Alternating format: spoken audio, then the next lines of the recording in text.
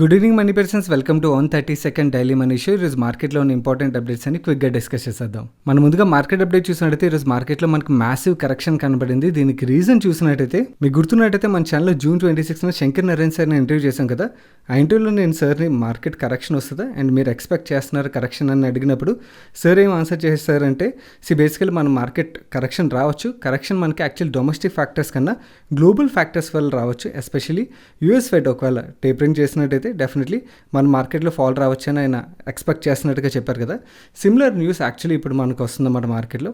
US fed actually వాళ్ళు tapering ఈ financial year end కల్లా స్టార్ట్ చేయొచ్చు అన్న ఏదైతే మనకి మార్కెట్లో న్యూస్ వినబడుతుందో దీనివల్ల బేసికలీ గ్లోబల్ మార్కెట్స్లో ప్రెషర్ కనబడింది. నేను మన స్టాక్ మార్కెట్ హాలిడే అవ్వడం వల్ల ఈరోజు మన మార్కెట్స్ కూడా కరెక్ట్ అయ్యి మేజర్ ఇండెక్సెస్తో పాటు mid and small cap index కూడా బాగా కరెక్ట్ అయింది. నౌ యూఎస్ ఫెడ్ టేపరింగ్ చేయడం వల్ల మనకు వచ్చే నష్టం ఏంటి? బేసికలీ యూఎస్ ఫెడ్ టేపరింగ్ చేయడం స్టార్ట్ చేసింది అనుకోండి. ఇప్పుడు ప్రెసెంట్ కండిషన్ మనం చూసినట్టయితే గ్లోబలీ రిజర్వ్ బ్యాంక్స్ ఏవైతే ఉంటాయో వాటి కంట్రీస్లోని గ్రోత్ని డ్రైవ్ చేయడానికి, ఎకానమీస్ని గ్రో చేయడానికి వాళ్ళు ఏంటంటే లిబరల్గా లిక్విడిటీ అవైలబుల్గా మార్కెట్లో ఉంచుతున్నారు కదా. ఈ లిక్విడిటీ అన్నది టైట్ అయిపోతుంది అన్నమాట. నౌ ఈ లిక్విడిటీ టైట్ అవ్వడం వల్ల మార్కెట్స్ అంటే స్టాక్ మార్కెట్స్కి వచ్చే ఎఫెక్ట్ ఏంటి? బేసికలీ లిక్విడిటీ ఈజ్ ఉన్నప్పుడే బేసికలీ స్టాక్ మార్కెట్లో మనీ ఫ్లో అనేది బాగా ఎక్కువగా వస్తుంది అన్నమాట. స్టాక్ మార్కెట్లో మనీ ఫ్లో వచ్చినప్పుడు ఏమవుతుంది? స్టాక్ మార్కెట్లో ఎక్కువ ఇన్వెస్ట్మెంట్స్ వస్తే స్టాక్ ప్రైజులు పెరగడం అన్నది మనం చూస్తాం కదా. అదే లాస్ట్ 1.5 ఇయర్లో మనం చూస్తున్నాం కంటిన్యూస్గా. నౌ ఈ లిక్విడిటీ తగ్గినట్టయితే స్టాక్ మార్కెట్లో ఫ్లో తగ్గిపోతుంది కదా. ఫ్లో తగ్గినట్టయితే స్టాక్ ప్రైజెస్ అంత పెద్దగా పెరగవు. And in fact especially global markets ఉన్న ఎఫ్ఐఎస్ ఎవరైతే ఉంటారో ఈ ఎఫ్ఐఎస్ ఎమర్జింగ్ మార్కెట్స్ నుంచి డబ్బులు వెనక్కి తీసుకోవడం స్టార్ట్ చేశారనుకోండి. వెనక్కి తీసుకోవడం స్టార్ట్ చేసినప్పుడు మన దగ్గర ఉన్న స్టాక్స్ ఏవైతే ఉంటాయో వాటిలో వాళ్ళ ఇన్వెస్ట్మెంట్స్ ఉంటాయి కదా, ఆ ఇన్వెస్ట్మెంట్స్ని సెల్ చేయడం స్టార్ట్ చేశారనుకోండి, మన స్టాక్స్ ఇంకా కరెక్ట్ అవుతాయి. బేసికలీ ఫ్లో వచ్చినప్పుడు ఏమవుతుంది? స్టాక్ ప్రైజులు పెరుగుతాయి. అండ్ యాక్చువల్లీ అమ్మడం స్టార్ట్ చేసినప్పుడు ఏం జరుగుతుంది? స్టాక్ ప్రైజులు పడడం స్టార్ట్ అవుతుంది. Now US Fed tapering start చేసినట్టయితే మనం గ్లోబల్లీ లిక్విడిటీ టైట్ అయిపోద్ది కాబట్టి గ్లోబల్లీ స్టాక్ మార్కెట్స్లో ఎస్పెషల్లీ ఎమర్జింగ్ మార్కెట్స్లో స్టాక్ మార్కెట్స్లోని ఈ ప్రెషర్ అనేది మనం చూడొచ్చు. కాబట్టి ఈరోజు మన మార్కెట్లోని and in fact last couple of డేస్కి గ్లోబల్ మార్కెట్స్లో ప్రెషర్ చూసాం. ఈరోజు యాక్చువల్లీ యూఎస్ ఫెడ్ ఇష్యూ ఒకటే మాత్రమే కాదు, అండ్ యూఎస్లోని కొత్తగా రిజిస్టర్ అవుతున్న కోవిడ్ కేసులు చూసినట్టయితే కంటిన్యూస్గా రేజ్ అవుతున్నాయి. అండ్ ఈ డెల్టా వేరియంట్ ఒక ఎఫెక్ట్ క్లియర్గా కనబడుతుంది అన్నమాట. నవ్వు ఈ డెల్టా వేరియంట్ ఓన్లీ యూఎస్కి మాత్రమే పరిమితం అవుతుందా? లేదు కదా, మన కంట్రీలో కూడా రావచ్చు కదా. సో ఈ డెల్టా వేరియంట్ ఒక ఫియర్ ఏదైతే ఉన్నదో ఆ ఫియర్ వల్ల కూడా మనకి ఈరోజు మార్కెట్స్లో ప్రెషర్ అనేది బాగా కనబడింది. ఓవరాల్గా చూసినట్టయితే ఈరోజు సెషన్లో సెన్సెక్స్ 300 పాయింట్స్ కరెక్ట్ 55,329 పాయింట్స్ దగ్గర క్లోజ్ అయింది. నిఫ్టీ 118 పాయింట్స్ కరెక్ట్ 16,450 పాయింట్స్ దగ్గర క్లోజ్ అయింది. ఈరోజు సెషన్లో మిడ్ అండ్ స్మాల్ క్యాప్ ఇండెక్స్లో అయితే చాలా మ్యాసివ్ కరెక్షన్ దగ్గర 2% కరెక్షన్ కనబడింది.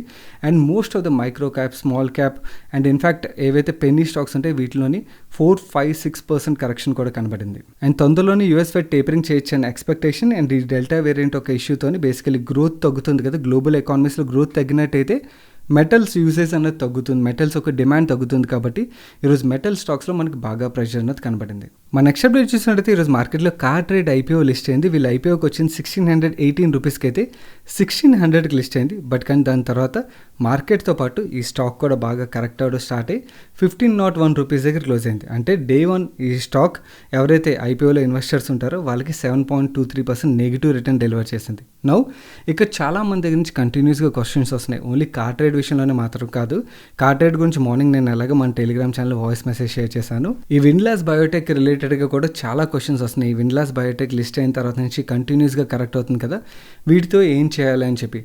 గైస్ నేను ప్రతిసారి చెప్తాను, మీరు ఐపీఓలో ఏ కంపెనీ ఒక ఐపీఓలో అయినా పార్టిసిపేట్ చేయాలంటే మీకు పార్టిసిపేట్ చేయడానికి వన్ అండ్ ఓన్లీ రీజన్ ఆ కంపెనీ గురించి అవ్వాలి, ఎక్స్టర్నల్ ఫ్యాక్టర్స్ అవ్వకూడదు. మీరు ఎక్స్టర్నల్ ఫ్యాక్టర్స్ని డిపెండ్ అయ్యి లైక్ ఫర్ ఎగ్జాంపుల్ ఈ గ్రే మార్కెట్ ప్రీమియం ఇవన్నిటి మీద డిపెండ్ అయ్యి మీరు ఐపీఓలో పార్టిసిపేట్ చేస్తున్నారనుకోండి మీకు ఈ ఫియర్ ఉంటుంది. వేరస్ ఇప్పుడు ఫర్ ఎగ్జాంపుల్ ఈ కార్ ట్రేడ్ ఉన్నది, కార్ ట్రేడ్ మీద నేను యాక్చువల్ బిజినెస్ మీద బుల్లిష్కున్నాను. ఇది కరెక్ట్ అయినప్పుడు నాకు ఐపీఓ ప్రైస్ కన్నా ఇంకా చీప్గా దొరుకుతుంది కదా. సో ఐపీఓ ప్రైస్ కన్నా చీప్గా దొరుకుతుంది కాబట్టి for me it looks like opportunity. ఎందుకంటే బికాజ్ ఐపీఓలో నాకు వస్తే అలాట్మెంట్ ఎంత వస్తుంది? ఒక లాట్ వస్తుంది, ఆర్ మ్యాక్సిమం గట్టిగా అయితే 2 లాట్లు వస్తాయి. వేరస్ ఇక్కడ నేను మార్కెట్లోని ఇంకా తక్కువగా ఐపీఓ ప్రైస్ కన్నా తక్కువకి నేను ఇంకొంచెం ఎక్కువగా అక్యుములేట్ చేసుకోవచ్చు కదా. సో కంపెనీ మంచిది, కంపెనీ గ్రోత్ ప్రాస్పెక్ట్స్ ఉంది, మీకు ఆ కాన్ఫిడెన్స్ ఉంటేనే ఐపీఓలో పార్టిసిపేట్ చేయాలి. అండ్ ఇన్ఫ్యాక్ట్ ఇలా ఐపీఓలో లిస్ట్ అయిన తర్వాత మనకి కరెక్షన్స్ వచ్చాయనుకోండి, these corrections we should look at is a opportunity కదా. ఎందుకంటే బికాస్ లిస్ట్ అయిన తర్వాత మనం హై ప్రైస్లో కొనే కదా దానికన్నా మనకి బిజినెస్ మీద బులిష్నెస్ ఉన్నదనుకోండి, అంటే బిజినెస్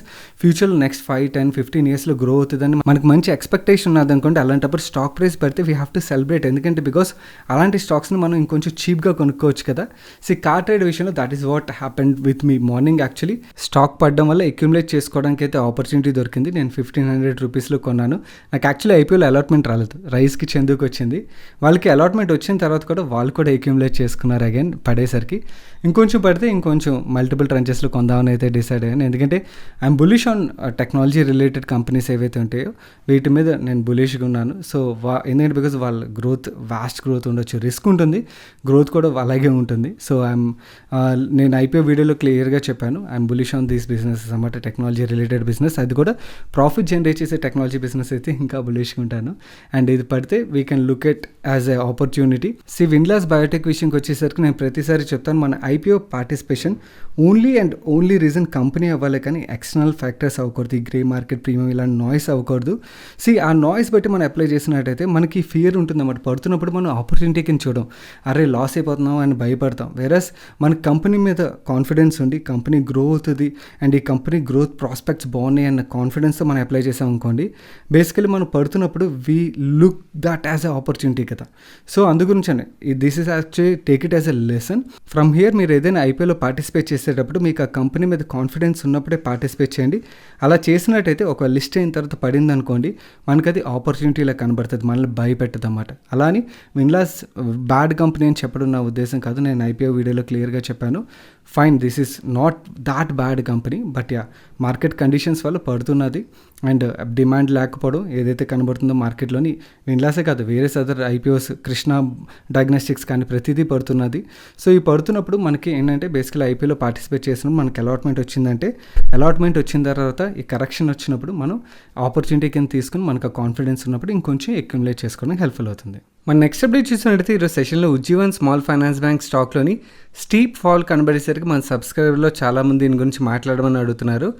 దాని గురించి మీకు ఇప్పుడు ఎక్స్ప్లెయిన్ చేస్తాను. దీనికి రీజన్ చూసినట్టయితే ఉజ్జీవన్ స్మాల్ ఫైనాన్స్ బ్యాంక్ ఒక MD and CEO Nitin Chugh గారు తన పొజిషన్ నుంచి రిజైన్ చేసినట్టుగా మార్కెట్లో న్యూస్ వస్తుంది. ఆయన తన రెసిగ్నేషన్ని 18th ఆగస్ట్ రోజున సబ్మిట్ చేశారు. And 30th September 2021 business hours తర్వాత ఆయన రిలీవ్ అవనున్నారు. ఆయన రెసిగ్నేషన్కి రీజన్ చూసినట్టయితే పర్సనల్ రీజన్స్ అని మెన్షన్ చేసినట్టుగా ఇందులో ఉన్నదన్నమాట. సో ఈ కంపెనీ యొక్క major person key role play చేస్తున్న ఎండీ అండ్ సీఈఓ రిజైన్ చేయడం న్యూస్ అప్డేట్ రావడంతో ఈరోజు స్టాక్ ప్రైస్లో చాలా కరెక్షన్ కనబడింది. బేసికల్ మీకు గుర్తున్నట్టయితే మన ఛానల్లోని రిలీజ్ చేసిన 124th డైలీ మనిషిలో మీకు ఉజ్జీవన్ స్మాల్ ఫైనాన్స్ బ్యాంక్ ఏమైందని చెప్పి ఎక్స్ప్లెయిన్ చేశాను కదా. ఆ వీడియోలో వీళ్ళ ఎన్పిఏ నెంబర్స్ ఏవైతే ఉన్నాయి, గ్రాస్ ఎన్పిఏ కానీ నెట్ ఎన్పిఏ నెంబర్ కానీ సబ్స్టాన్షియల్గా పెరగడం, నార్మల్గా కాదు సబ్స్టాన్షియల్గా ఎన్పిఏ నెంబర్స్ పెరగడం is not a healthy sign అని మాట్లాడుకున్నాం కదా.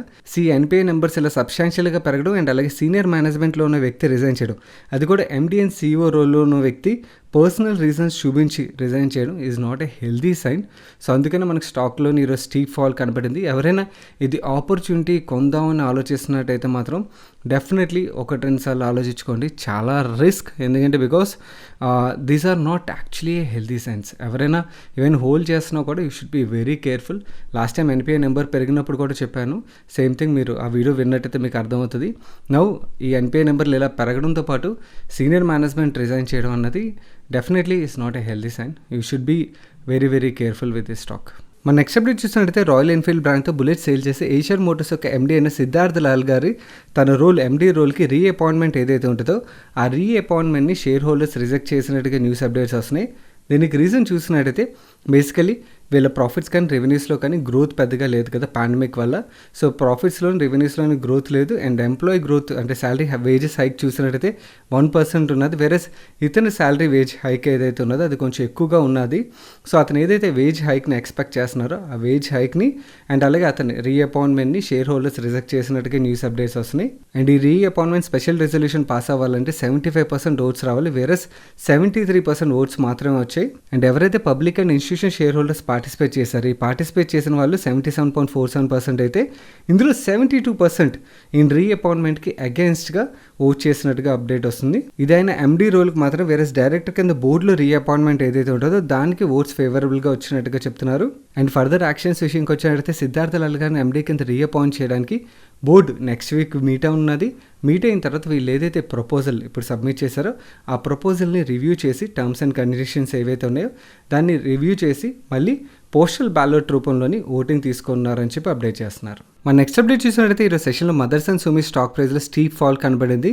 దీనికి రీజన్ మనం చూసినట్టయితే mothers and Sumi auto ancillary supplier కదా, వీళ్ళు మేజర్లీ వీళ్ళు ప్రొడక్ట్ సప్లై చేసే కంపెనీ అయిన వోక్స్ వ్యాగన్ సెప్టెంబర్ మంత్లో వాళ్ళ ప్రొడక్షన్ 40% వరకు కట్ చేయొచ్చని న్యూస్ అప్డేట్స్ వస్తున్నాయి. దీనికి రీజన్ మనం చూసినట్టయితే మనకు తెలిసిందే సెమీ కండక్టర్ చిప్ షార్టేజ్ ఏదైతే ఉన్నదో ఈ చిప్ షార్టేజ్ వల్ల బేసికలీ వాళ్ళ ప్రొడక్షన్ కట్ చేస్తున్నట్టుగా, అండ్ వీళ్ళకి చిప్ సప్లై చేసే కంపెనీ ఏదైతే ఉన్నదో ఇన్ఫినియాన్ని Germany based semiconductors manufacture చేసే కంపెనీ ఇది. వీళ్ళ మలేషియా ప్లాంట్ ఏదైతే ఉన్నదో జూన్ మంత్లో కరోనా వైరస్ యొక్క ఇంపాక్ట్ వల్ల వాళ్ళు ఆ ప్లాన్ని షట్ డౌన్ చేయడం వల్ల వాళ్ళ దగ్గర చిప్ షార్టేజ్ ఏదైతే వచ్చిందో ఆ చిప్ షార్టేజ్ వల్ల వోక్స్ వ్యాగన్కి వీళ్ళు చిప్ సప్లై చేయలేకపోవడం, దీనివల్ల వోక్స్ వ్యాగన్ వాళ్ళ ప్రొడక్షన్ కట్ చేయొచ్చు అన్న న్యూస్ అప్డేట్స్ ఏవైతే వస్తున్నాయో ఈ న్యూస్ అప్డేట్స్తోని ఈరోజు సెషన్లో మనకు మదర్స్ అండ్ సుమి స్టాక్లో ప్రెషర్ కనబడింది. అండ్ ఇన్ఫాక్ట్ వోక్స్ వ్యాగన్ మాత్రమే కాదు Toyota and various other auto makers కూడా వాళ్ళ ప్రొడక్షన్ కట్ చేయొచ్చు అని చెప్పి న్యూస్ అప్డేట్స్ వస్తున్నాయి అన్నమాట. So most of the auto makers వాళ్ళ ప్రొడక్షన్ కట్ చేసినట్టయితే వాళ్ళకి ఆటో యాన్సిలరీస్ సప్లై చేసే కంపెనీలు ఏవైతే ఉంటాయో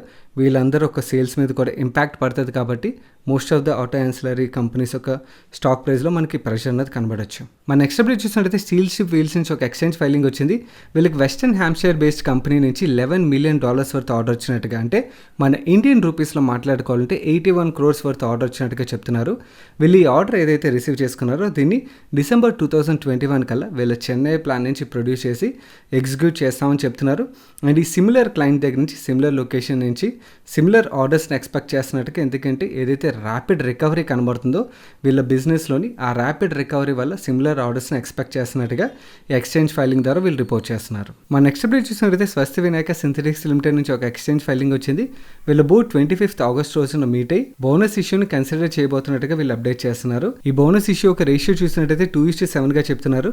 2:7 అనగానే ఎవరైతే స్టాక్ మార్కెట్లో కొత్తగా వచ్చిండారో 2 షేర్లకి 7 షేర్లు ఇస్తారేమో అనుకుంటారు. నో, ఎవరి దగ్గర అయితే 7 షేర్లు ఉంటే వాళ్ళకి 2 షేర్లు ఇస్తారన్నమాట. ఇంకా దీనికి షేర్ హోల్డర్స్ అప్రూవల్ రావాల్సి ఉన్నది.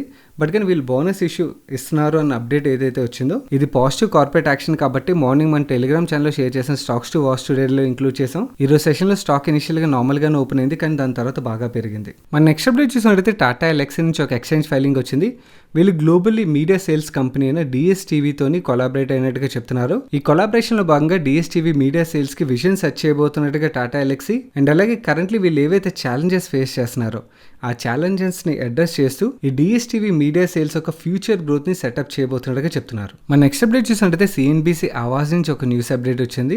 Government of India 100% prepaid smart meters installation రిలేటెడ్గా న్యూ టైమ్ లైన్ ఏదైతే ఉంటుందో ఈ new time line notification gazetted notification release చేసినట్టుగా వీళ్ళు చెప్తున్నారు. ఎక్కడైతే 50% plus urban consumers and AT&C losses 15% above ఉంటాయో అక్కడ 2023 కల్లా ప్రీపెయిడ్ స్మార్ట్ మీటర్స్ని ఇన్స్టాల్ చేయాలని, అండ్ మిగిలిన లొకేషన్స్లోని 2025 కల్లా ప్రీపెయిడ్ స్మార్ట్ మీటర్స్ని 100% ఇన్స్టాల్ చేయాలని చెప్పి నోటిఫికేషన్ రిలీజ్ చేసినట్టుగా వీళ్ళు అప్డేట్ చేస్తున్నారు. ఈ న్యూస్ అప్డేట్ రావడంతో స్మార్ట్ మీటర్స్ మ్యానుఫ్యాక్చర్ చేసే genius power and infrastructure limited, HPL electric and power limited, Schneider electric and infrastructure limited ఈ 3 స్టాక్స్ చాలా పాజిటివ్గా రియాక్ట్ అయ్యారు సెషన్లో. మన నెక్స్ట్ అప్డేట్ చూసినట్టయితే నిన్న ఆర్తి ఇండస్ట్రీస్ నుంచి ఒక ఎక్స్చేంజ్ ఫైలింగ్ వచ్చింది. ఈ ఎక్స్చేంజ్ ఫైల్లో వీళ్ళు ఏం చెప్తున్నారంటే వీళ్ళ బిజినెస్ ని రీస్ట్రక్చర్ చేయబోతున్నట్టుగా. వీళ్ళు ఆర్తి ఆర్గానిక్స్ లిమిటెడ్ అనే కంపెనీ ఏదైతే ఉన్నదో దీని పేరుని ఇప్పుడు ఆర్తి ఫార్మా ల్యాబ్స్ లిమిటెడ్గా మార్చారు.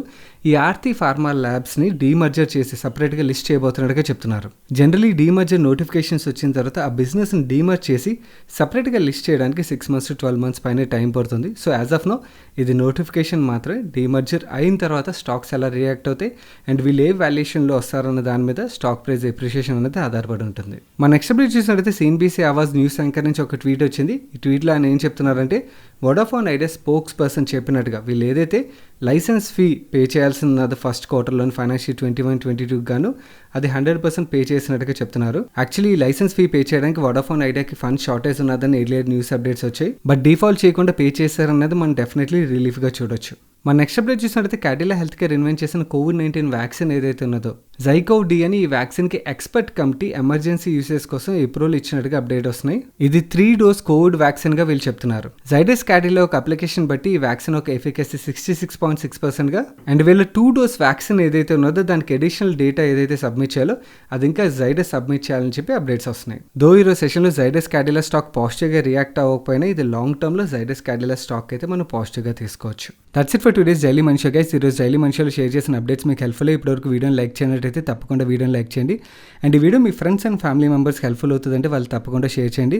అండ్ మీరు ఇదే ఫస్ట్ టైం మన మనీ పర్స్ ఛానల్కి వచ్చి ఛానల్ సబ్స్క్రైబ్ చేయనట్టయితే ఛానల్ సబ్స్క్రైబ్ చేస్తూ పక్కన బెల్ ఐకాన్లోని ఆల్ నోటిఫికేషన్స్ యాక్టివేట్ చేసుకోండి. నేను సాయి కృష్ణ పత్రి మరొక ఇంట్రెస్టింగ్ వీడియోతో కలుస్తాను. Till then have a great weekend.